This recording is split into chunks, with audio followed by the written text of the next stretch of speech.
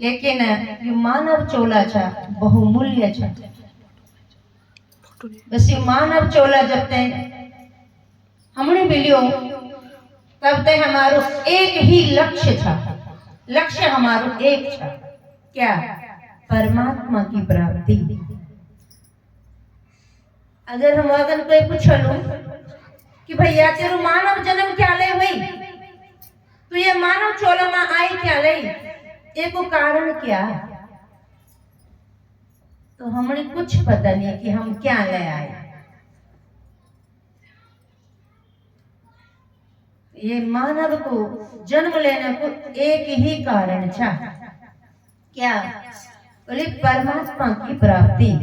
हमारो एक ही मार्ग था, परमात्मा की प्राप्ति, और हमारो एक ही लक्ष्य था, केवल परमात्मा की प्राप्ति। तो आज नव वर्ष 2025 की शुरुआत हुई और जिंदगी को एक साल और कम होगी। हमारी जिंदगी को एक साल और कम होगी। अब आप देखने लगे एक एक साल इन्हें कम हो दे रहा, और हम परमात्मा से जो मारो वादा करियो ते वादा इन्हें बोलो तो हम कथाएं जोड़ जानी सकते ना, तो हम की कथाएं जोड़ रास्ता नहीं करके रहेगा। तो भगवान हमेशा सत्संग रूपी जो ये गंगा जब बगदी तो ये सत्संग रूपी गंगा में डुबकी लगाई चाहिए, क्योंकि ये तन जो था ये अन्न से भरे हो, और ये तन से जा, ये तन से क्या हम ये शरीर की रक्षा, ये शरीर ते सुंदर और ये शरीर को मोटापा बढ़ा सकता, लेकिन अपनी आत्मा ले हम केवल सत्संग रूपी जो सत्संग था हमारो, केवल सत्संग ही आत्मा की पुष्टि कर सकदो। ये आत्मा तब रुष्ट पुष्ट हो जाली, इधर ये बहुत पंगु है। ये आत्मा इतना पंगु हुई कि लक्कड़ बनी सीधा। कब ये रुष्ट पुष्ट होली, शरीर रुष्ट पुष्ट करे हम कुछ न हो, आत्मा रुष्ट पुष्ट करनी पड़ली, त्याले हमणी सत्संग में जान पड़लू। भगवान का सत्संग में भगवान जी बोलता कि अगर कभी कभी क्या हो दो, भगवान जी ने अर्जुन ते ज्ञान दिले। जब अर्जुन ते ज्ञान थे देने लगे तो भगवान जी ने शब्द बोली माता पिता को, क्या? माता पिता की डांट।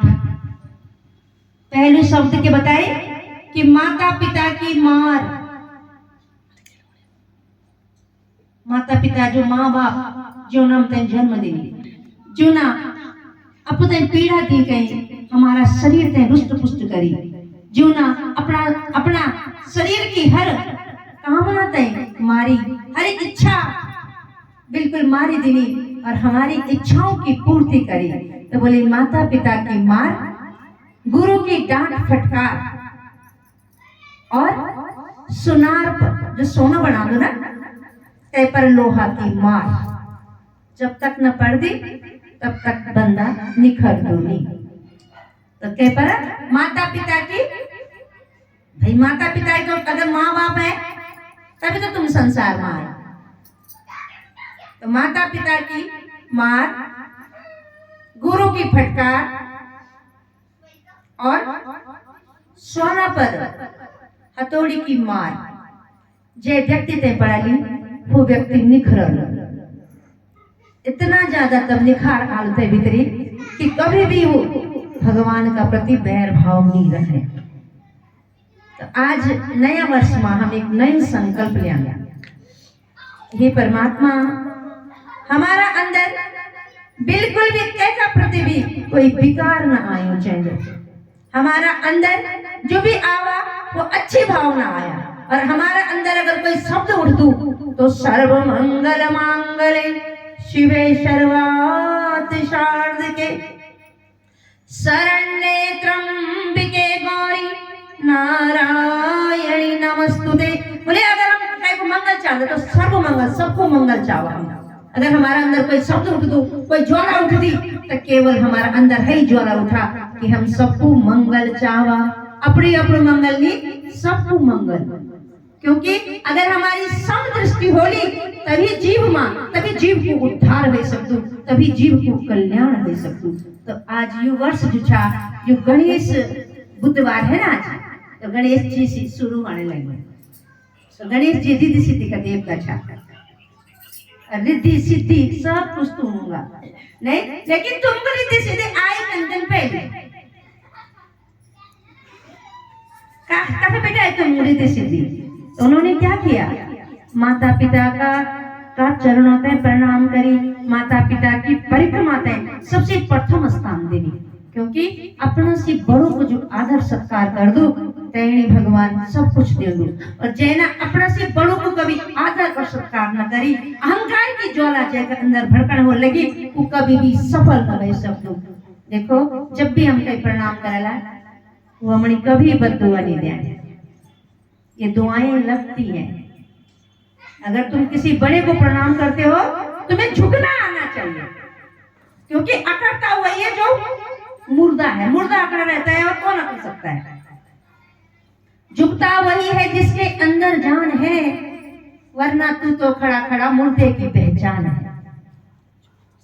इसीलिए झुकना अति आवश्यक है, क्योंकि जो हमें झुक के मिल सकता है वो खड़े रहने से मिल नहीं सकता। उतनी प्राप्ति हमें अकड़ के रहने से नहीं हो सकती है जितना झुक के रहने से होती है। तो आज गणेश पुराण से सूक्तियां मैं बता दूं अपनी, उसमें लिखा क्या है, क्योंकि गणेश जी से शुरू है ना, तो ये पुराण से संबंधित बात था, तो मैं बताती हूँ आपको। शुभम वायम शुभम कर्मम नाहम उच्चति नरम पंचति यसा यस्मनं वात्मं प्रत्वं भवति कर्मं यथा तस्य तस्मात्मकं भुजं प्राणी धुर्वमं। बोले मनुष्य के द्वारा जो कन्या कर्म छा, शुभ कर्म मांदा अशुभ कर्म मांदा, वो मनुष्य को पीछा कभी न छोड़ दो। मनुष्य के द्वारा जो शुभ और अशुभ कर्म, ये क्या है, गणेश पुराण में सबसे पहली श्रुति है ये, जहां से गणेश को प्रथम माना जाता है ना, और विघ्न हरण भी माना जाता है। और प्रथम पूजा गणा अध्यक्ष, जो अध्यक्ष बने बिल्कुल पूरा नहीं, तो आज क्योंकि पुराण की ये पहली सूक्ति छा जी, मैं आपको सुनाई के बाद बताइए कि शंभो वयम शंभो कर्मणम उच्चतम नरम पंचतम यस्यम यम वास्तम इष्टम कृत्वा भवन्ति कर्मं यथा तस्य तस्मावथं भुजते पराणेभ्यं धुर्वमं। बोले मनुष्य के द्वारा किया गया शुभ या अशुभ कर्म कभी उसका पीछा नहीं छोड़ता है। जिस जिस अवस्था में जैसा जैसा कर्म किया गया है, उस अवस्था में उस प्राणी को वैसा ही फल प्राप्त होता है। जैसे जैसे अवस्था में उसने जैसा कर्म किया है, उसको वैसा ही फल की प्राप्ति होती है। ये गणेश पुराण की प्रथम सूक्ति है। इसीलिए दूसरी सूक्ति, दुखस्य भोगस्य परोस्तिम नैवं सुखस्यं पूर्वकृतस्यं जन्तौ यथा यथा कर्मफलं प्रत्यक्षं तद्वै भोगं स्वयं साधुकम्।